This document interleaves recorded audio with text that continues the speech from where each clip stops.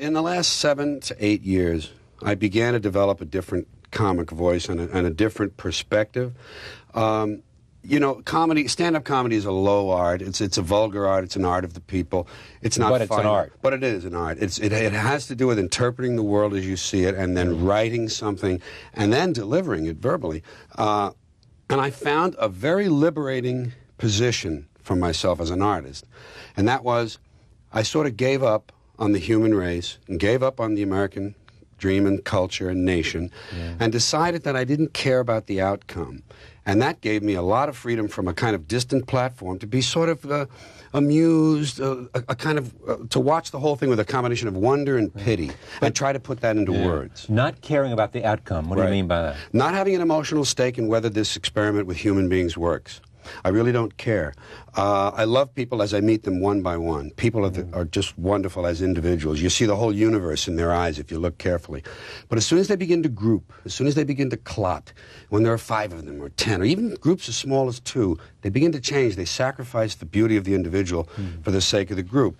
I decided it was all under the control of groups now, whether it's business, religion, political people, or what, and I would distance myself from wishing for a good outcome. Let it do what it's going to do, and I'll enjoy it as an entertainment. And I'll reflect on what it is on its own. And I'll enjoy it for the entertainment. There's a little bit of a sick part in this, too. I root for the big comet. I root for the big asteroid to come and make things right. That's the way I put it. Stir things up. Yes, to get us back where we were before the first one came and knocked out these dinosaurs and let the ferrets grow up. We're talking about comets on this show tonight. I know it. And I'm rooting for that big one to come right through that hole in the ozone layer because I want to see it on CNN. See, I'm here for the entertainment, Charlie. I am. Philosophers say, why are we here? I know I am here. For the entertainment. The show. Bring it on. I want to see the circus. But how does this affect your performance and what you bring to stand-up? Well, I've seen a lot of comedians, we've all seen a lot of comedians who seem to have a political bent in their work. And always implicit in the work is some positive outcome, that this is all going to work. If only we do this, if only we pass that bill, if only we elect him, if only we do that.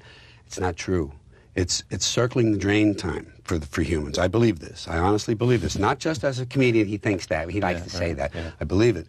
And when you say to yourself, I don't care what happens, it just gives you a broader perspective for the art, for the words to emerge, to not care. That's what happened in that 92 show. That's why I could say the planet is fine, the people are...